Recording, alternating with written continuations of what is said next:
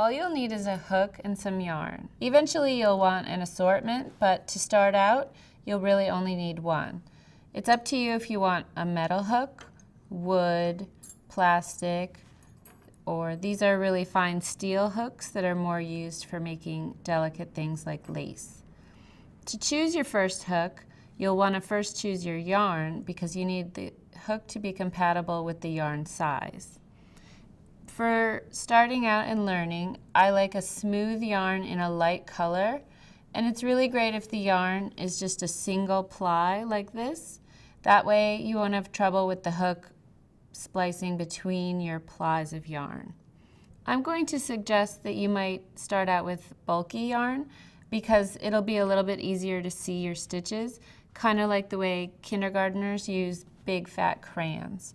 And so with bulky yarn, you'll want a hook that's a little bit larger as well. So for bulky, I go with a hook size J or K. If you're using a smaller yarn like worsted, you might use a G or H size hook. Why don't we get started and I'll show you how to begin. The first thing you always need to do when you begin crocheting is make a slip knot. So let me show you how. I like to wrap the yarn around my fingers and then push the long piece that's connected to the skein through the loop and pull on the loop and the short tail. Then pull it down and adjust it a little bit smaller. And now I'll show you how to hold the yarn in your hand. So I hold my hand up like this, wrap it around my pinky, across in front of my hand, behind the index finger, and just let the tail drop down, and then hold the knot in my thumb and middle finger. Now I can pick up my hook. I'm right-handed, so I have my working hand as the right and the non-working hand is my left. If you're left-handed, you can just do the mirror image of me. Now I put the hook through the loop in the slip knot, and I'm ready to start chain stitch. There are a few different ways you can do this formation of holding the yarn. The main purpose is just to have a framework that the yarn will feed through and to have a little bit of tension on this section here because that's what's going to help me hook the yarn every time I make a stitch. This is the way I like to hold the yarn, but there are different ways to do it, so feel free to find what's comfortable for you. The purpose is really to give some tension as the yarn feeds through your fingers and help you make nice even stitches. So to me the important part is having the yarn come over your index finger so you have a little bit of a taut section there, and that's where I'm going to begin grabbing the yarn with the hook to make chain stitch.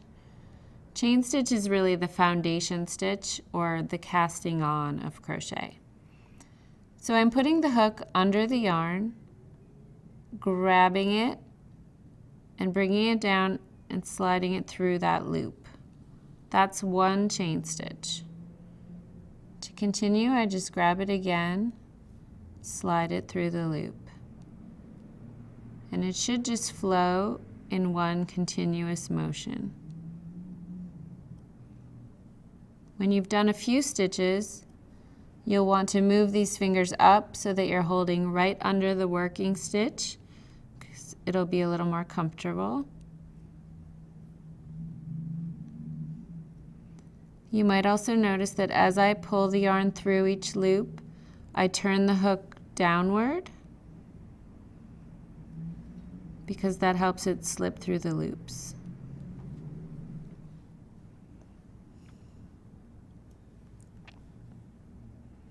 I also find it's easier to drop the skein of yarn on the floor because then it will just feed evenly.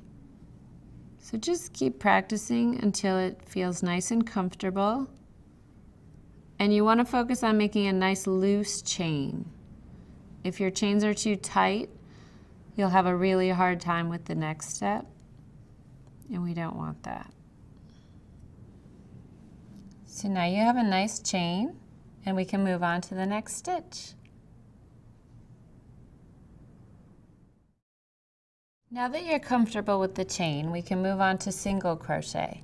I recommend pulling out some of those chain stitches so that you're working with a shorter chain, because many people find this next step to be the most difficult. And the shorter your chain, the shorter that step will be. So I'm putting the hook back in the chain, and now I want to show you how there's a front side and a back side to our chain stitches. The front is the side that looks like a braid, and for each stitch you really only see 2 loops. This is called the front loop and this is the back. If I flip it over to the back or bottom, you'll actually see 3 parts to each stitch, 2 on the outside and 1 sort of bump in the middle. But for single crochet, we just want to be looking at the front side of the chain. And you're going to skip the loop that's on the hook and skip the very first chain, and we're going to be working into the second chain. So I take my hook and slide it under the front and back loop of that chain. What you don't see is that it slides over the bump that sticks out on the bottom. So now I have 3 loops on my hook, and I'm grabbing the yarn, sliding it down through 2 of the 3 loops. And then I still have 2 left. I'll grab again and bring it through the remaining 2. That's my first single crochet stitch. Probably didn't make much sense, so let's keep doing it and it will start to sink in. So I identify the next chain stitch. I see the 2 loops. I bring the hook through both of them. Grab the yarn, bring it through 2, grab again, and go through 2. And just continue your way across the chain. Putting 1 single crochet stitch in each chain. And we started out with 1, 2, 3, 6, 7 chains, which will give us 6 total single crochets because we skipped that first one at the beginning.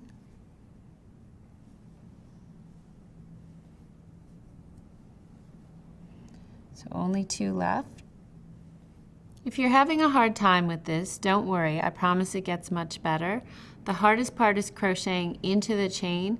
Once you have a few rows, working into the fabric will feel a lot more comfortable. Now that we're at the end of our row, we need to make 1 chain before we turn, which is called the turning chain. And then turn the page. I like to say that because I like to think of it as though you're turning the page of a book. That way you'll always consistently turn it the same direction.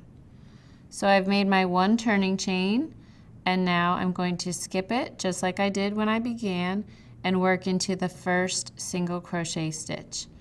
I can look 2 ways. I can look across the top and you'll see they look just like chain stitches, but I can also look from the side, and now I see that below each stitch there's actually a nice hole that I can work into. So this is when it starts to get a lot easier. So I'm going into the first one. Just like before, I've got 3 loops on the hook.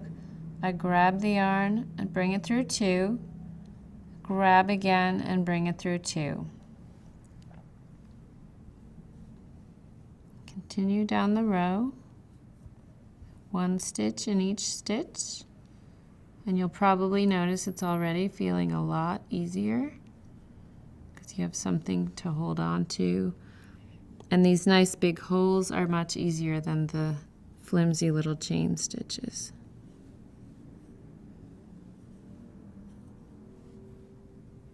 And I'm at the end of my next row.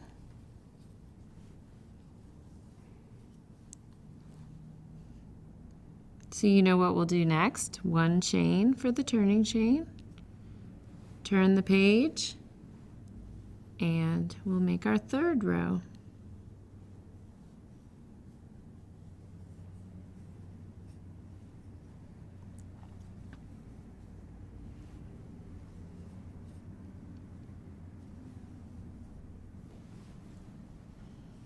And there's my last stitch of my third row. And now I know how to do single crochet. Now you know single crochet, and I just want to show you a piece of fabric made from single crochet. It's pretty thick and dense, so it's great for making a hat or something that you want to be really warm without a lot of wind going through it. The next stitch we're going to learn is double crochet, which makes a much looser and drapier fabric because each stitch is a lot taller. So you can see how there's a lot more airflow between these stitches. And then the final stitch we're going to learn is triple crochet, which is really loose and drapey. They're really tall. Now let's move on to double crochet. For double crochet, you'll need a turning chain of 3 chains. 1, 2, 3. This is because double crochet is a lot taller than single, so single had 1 turning chain, double has 3. Now we can turn, and we're going to do something new, which is yarn over. It just means picking up the yarn on the hook like that. Now for single, we started in this first hole, but for double, you skip over to the second hole. The reason why is that in double crochet, the turning chain counts as a stitch, so we now move on to the next stitch. I go in the stitch just like normal, grab the yarn and bring it through my first 2 loops that are part of the fabric, grab and go through 2 more, and grab and go through 2 more. It's the same steps, but there's 1 more set of 2 loops this time. So I yarn over, go into the next stitch. I have 1, 2, 3, 4 loops on the hook, grab and pull through 2, grab and go through 2 more, and grab and go through 2. So there's 3 sets of 2 loops. Yarn over, into the stitch, grab and pull through, grab and pull through, grab and pull through. Just keep working your way across. You'll find you make fabric a lot more quickly with this stitch because it's almost like doing 3 rows of single crochet for every 1 row of double crochet. I'm at the end of my first row, and I can turn and make a second row of double.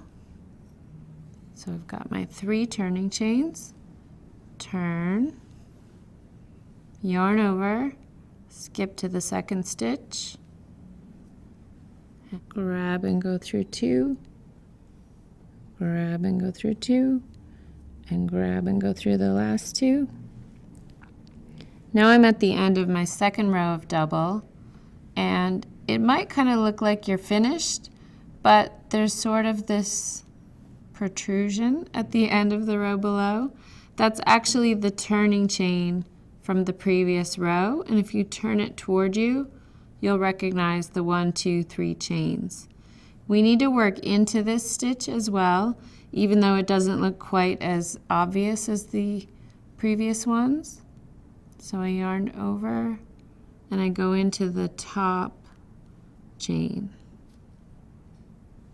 Just like always, 4 loops on the hook, grab and pull through 2 of them.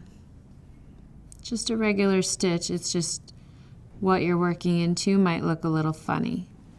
Now you can see that I have 6 doubles just like I did below. If I didn't work into that turning chain, I would start to shrink. We wouldn't want that to happen. Let's do 1 more row, turn, second stitch. It's a good idea to keep a count of your stitches as you go. That's why I like to work with a short chain to begin with. When you've got a small piece like this, it's really easy to see if you grow or shrink, if you have more or less stitches. If you're working with 20 stitches, you might not notice for a while if you've shrunk down to 17. But when you have 6 and you shrink to 3, it's pretty obvious. So again, I'm at the last stitch of the row. Might look like I'm done, but you can see that you wouldn't have quite enough stitches if you stopped here. So I have to turn that chain toward me, find the 1, 2, 3 top of the 3 chains, and work into it.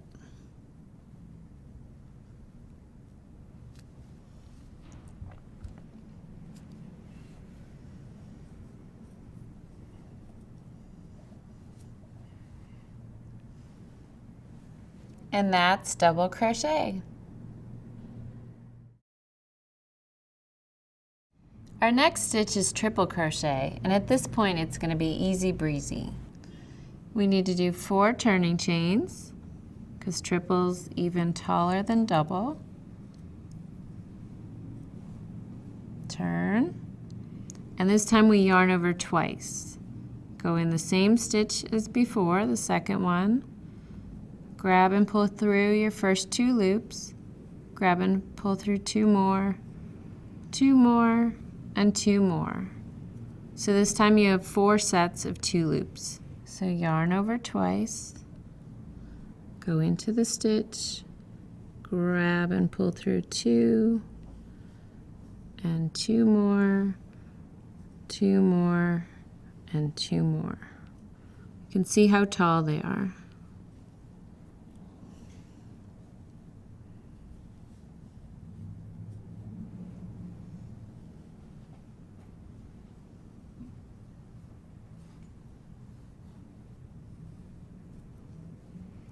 And we're at the last one in the row, so I need to find my top turning chain, yarn over twice, go into my 2 loops, and keep grabbing the yarn and pulling it through 2 at a time.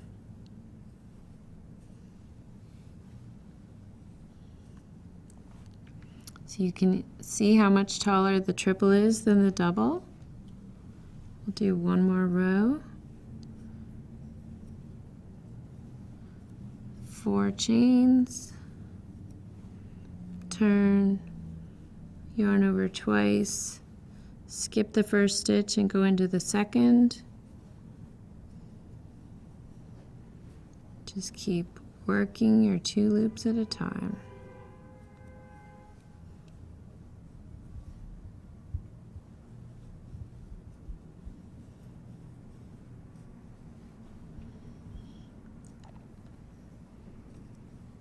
And again, yarn over twice, go in, grab and pull through 2, 2 more, 2 more, 2 more. 1 more regular stitch and then we'll have our turning chain stitch.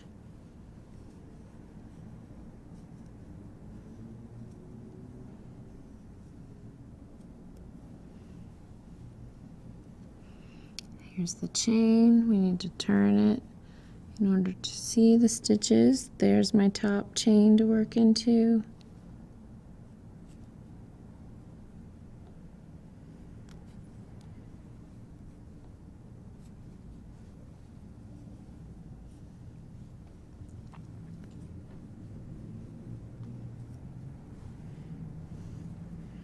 And you can see how the turning chain counts as your first triple. So you have 1, 2, 3, 4, 5, 6 stitches in the row.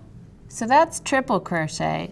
I like to think of it as birthday party stitch, because if it's your friend's birthday tomorrow and you need to make a gift really fast, this stitch is so nice and tall. It's like doing 4 rows at once, and you can make a scarf in no time.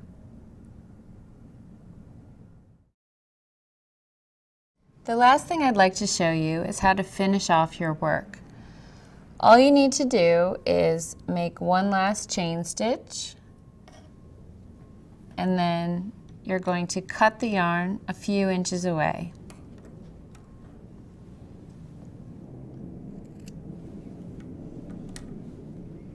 Then just pull the tail completely through, tighten it down, and you have a little knot just like you had at the beginning. Now all I have to do is weave this tail into my work and the piece will be finished. I have a tapestry needle right here. So I'll thread my yarn onto this nice fat eye of the tapestry needle. And the nice thing about crochet is it's a double layer thick, so I kind of just need to find a good place to weave it in. Depending on your stitch, you might have different situations.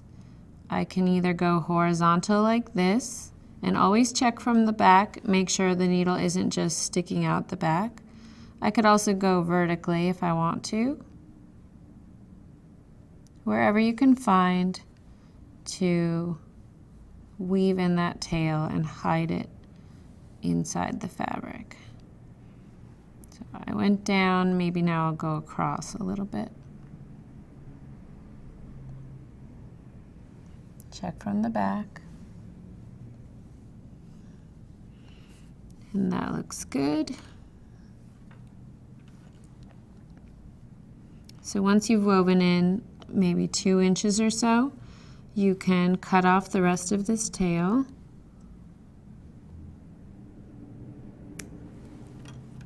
All I need to do now is weave in the tail from the beginning and my swatch will be finished. Now you know the basic stitches of crochet. There's single crochet, double crochet, and triple crochet. With those 3 stitches, you can play around with different kinds of yarn and maybe make a scarf. You might alternate single, double, triple, double, single, or make up your own stitch pattern just to practice the difference between each stitch and the number of turning chains for each row.